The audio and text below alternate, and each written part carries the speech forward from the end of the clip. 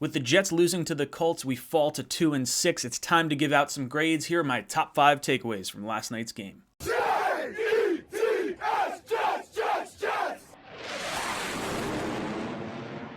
Welcome to Jets Talk. My name's Ryan. I'll be your pilot. If you're new here, hit that subscribe button. If you've been here before, welcome back. I love having you here. Boys and girls, the Jets fall to the Indianapolis Colts 45-30. We fall to 2-6 on the season. And man, was that a rough game to watch on Thursday Night Football. We are now 0-7 in our last 7 primetime games. The last win coming against Detroit. I believe that was Sam Darnold's first game, I think. First pass, right, was the interception. So Jets have not had much luck on the primetime side of things when all eyes are on us. And we kind of got the wind taken out of our sails with some injuries and things that sort of happened early on in this game. But let's go through it. Let's go through my top 5 takeaways. At number 5, we have Marcus Maye going down with what appears to be an Achilles tear, and really unfortunate for him. He's going to be 29 years old going into this offseason. He's playing on the franchise tag for $10.6 million this year, and he was trying to get a whole lot more money. He was trying to get that long-term deal. There were reports that the Jets had offered him a multi-year extension in the $8 to $9 million a year range, so dropping it lower than the franchise tag. It's just kind of been a long offseason and season for Marcus Maye. He had the DUI that went unreported. He never reported it to the New York Jets. His agent wound up shooting out tweets saying, after Maye went down with that injury before, he'll be fully healthy for the trade deadline. It's been a little bit of a whirlwind. The Jets could have had the opportunity to trade him at this past Tuesday's trade deadline.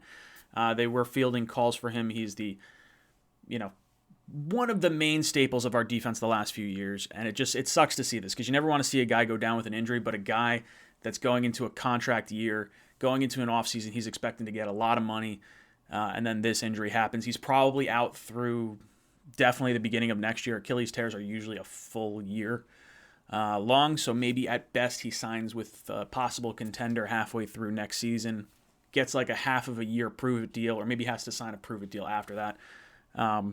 By and large, really not a good situation for Marcus Maye.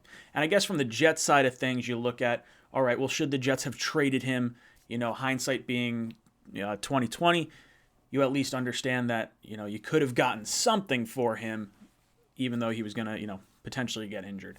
And I don't think you can think like that. I think the way the Jets sort of looked at it is you hold on to Marcus Maye. You're coming off a good victory against the Bengals. I don't think you pull some of that steam away from your locomotive kind of going down the tracks there. And I think Maye, if we had traded Maye, I think it would have been, I don't want to say a tip of the hand, but I think it would have been I think it would have showed that Joe Douglas and the coaching staff is okay passing on talent to just get draft picks. We don't care what happens this year. Keeping Maye sort of said, hey, look, we're still trying to win things this year. And I think it was the right move. The Jets have 9 draft picks. And I trust Joe Douglas to make the right move. Of all his trades so far, there's really none that look that bad, or I feel like he's gotten value out of all his trades. Everything that we've gotten, from trading Herndon to trading Brown to trading Jamal to trading Sam, the draft day trades, all those sorts of things, it feels like he's getting good value. So if he's not making a trade because, say he didn't make a trade, I think it's because he probably didn't have the value he needed that would have made sense. And I think with 9 draft picks, the potential hope of Marcus Maye helping your team, I think, is better than the return you would have otherwise gotten on him. At number 4, I have the defense. And, ooh, man, was this a bad one. This was not good. This was an embarrassing night for the defense, I think, all the way around. Carson Wentz winds up going 22 of 30, 272 yards and 3 touchdowns. Jonathan Taylor lights us up with 21 touches, 200 yards, 2 touchdowns, and Hines gets 8 touches, 108 yards, and a touchdown. And the Jets really couldn't stop anything. You're talking 6 touchdowns were given up over the course of this game, and Jeff Ulbricht's defense has not had a good showing the last 3 weeks. You're talking 54 points, 31 points, 45 points. That's 130 points given up over our last 3 games. And I know he's a little hamstrung. You don't have your Carl Lawson. You don't have LaMarcus Joyner. Now you lose Marcus Maye. Mosley was out for the one game. You're just getting Gerard Davis back in the lineup. So there are excuses, but to have these kind of plays consistently week in and week out beat us. It's been like that scat back type of running back, a McCaffrey, a McNichols, a Cordero Patterson, and Jonathan Taylor was just primed to have a huge day against us. So the defense not looking good. We got to get better in that area. That's it. I got to get better. It's not good. Can't have outings like that. At number 3, I want to talk about Mike LaFleur. This is the second week that Mike LaFleur has been up in the box, and he had the fantastic game where he was calling plays for Mike White. And Mike White has the historic game. His football and his jersey are now in the Hall of Fame because of it.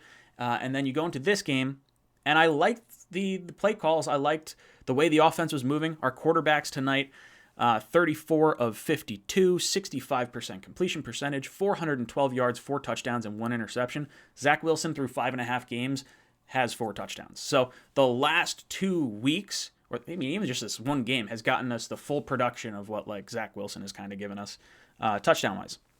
So I think LaFleur being up in the booth, whatever happened over the course of the last 3 weeks seems to have clicked and feels like they're at least going in the right direction, and I have more faith in Mike LaFleur post-bye week. Now, I will say this. I think Zach Wilson's going to be looking really good in this new style offense because it doesn't feel like they're trying to force the run quite as much. It feels like they're trying to pass to set up the run, and I think that's the way a lot of us thought the offense was going to go at one point in the season, and it just never kind of adapted. So who knows? Hopefully we get Zach playing a little bit better, and then you wind up having more success with this offense because it seems like it's pretty easy to pick up with White and Josh Johnson both having some success there. So that takes you to what happens to the quarterback situation moving forward. So we have 10 days before the Buffalo Bills game. Hopefully Mike White is not too injured. He did hurt his throwing, I guess it would be a finger. He couldn't grip the ball. He got whacked on his forearm. And that kind of sucks because it was on a touchdown pass. So you're thinking, okay, the Jets are kind of getting back into this. Let's see what winds up happening. And then he's knocked out and you're, all deflated because we were all Mike White hype the last 4 days. So I think, obviously, Zach Wilson, I think, is not playing as your starting quarterback against Buffalo. I think at the earliest he comes back against Miami, but I've been predicting the Texans. I think they try to lob him up a softball, possibly to kind of build the confidence back up. This week, if White can go, he's absolutely the quarterback. But if White can't grip the ball and you're looking at Josh Johnson or potentially Joe Flacco, I think I'm running with Josh Johnson. He looked pretty good last night. I mean, he had over 300 yards, 3 touchdowns. The guy looked pretty good. I can't be upset with what we got out of him. Flacco, obviously the veteran presence. I think he's really here just as a backup. And look, the offense looks to be kind of moving along a little bit here. I like this. So Josh Johnson, for me, would be the choice against the Bills, just because he knows the offense. He does a report with the wide receivers, that sort of thing. At number 2, I want to talk about another disappointment, and this one hurts me, and that's DENZEL MIMS. He had 1 reception for 20 yards. He had 5 targets. He had a bunch of drops. The last 2 weeks, has really not looked good. He had the drop in the end zone last week against the Bengals, and I have to give it to the coaching staff. They knew what MIMS was, and that's why he's been sitting on the bench. He hasn't been playing well. So I can't give any crap to Mike LaFleur, to Robert Saleh, whoever makes these decisions, but I'm disappointed because MIMS was drafted in the second round last year, and you just have so much hope. This guy's got elite speed. He's got great leaping ability, and it feels like he should be more involved and more active, but he's doing a lot of the body catches, almost like the Stephen Hill type of style of catch, I guess. I do think MIMS is more talented, and his story is not fully written yet. We have the rest of this season, and we have 2 more years on his rookie contract, but you can see why he's so far down the depth chart. Like it's not close. He's easily our at best 4th receiver. But very likely 5th and probably a roster bubble player going into next year. And that takes us to number 1. And that's, let's end on some positives here. I think we have 2 really good wide receivers. Obviously, Corey Davis is sitting out right now, but 2 really good receivers that have been playing for us. the last few weeks, and that's Keelan Cole and Elijah Moore.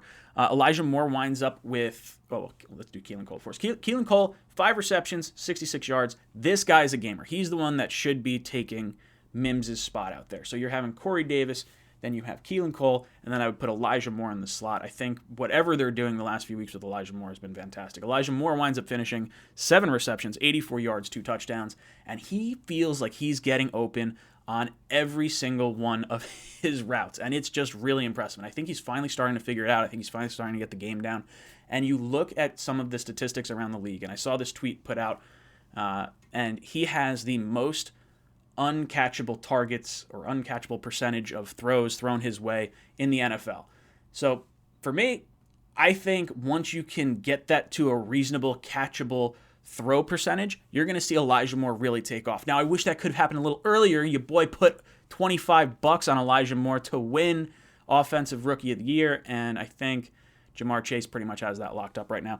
But who knows? We still got half a season to go. Elijah Moore could go on a run and just put everyone on notice for next year. So I like Elijah Moore. I like Keelan Cole. There are some positives coming out of this game, even though it's a loss. But I look forward to kind of seeing how this team develops the rest of the way out. How do they hold on to their energy, things like that. As players kind of get knocked down, you get more losses. You worry about teams starting to dial it back a little bit. And it doesn't feel like the last 2 weeks the Jets have really done that. So guys, let me know your top 5 takeaways down below in the comments. And as always, go Jets.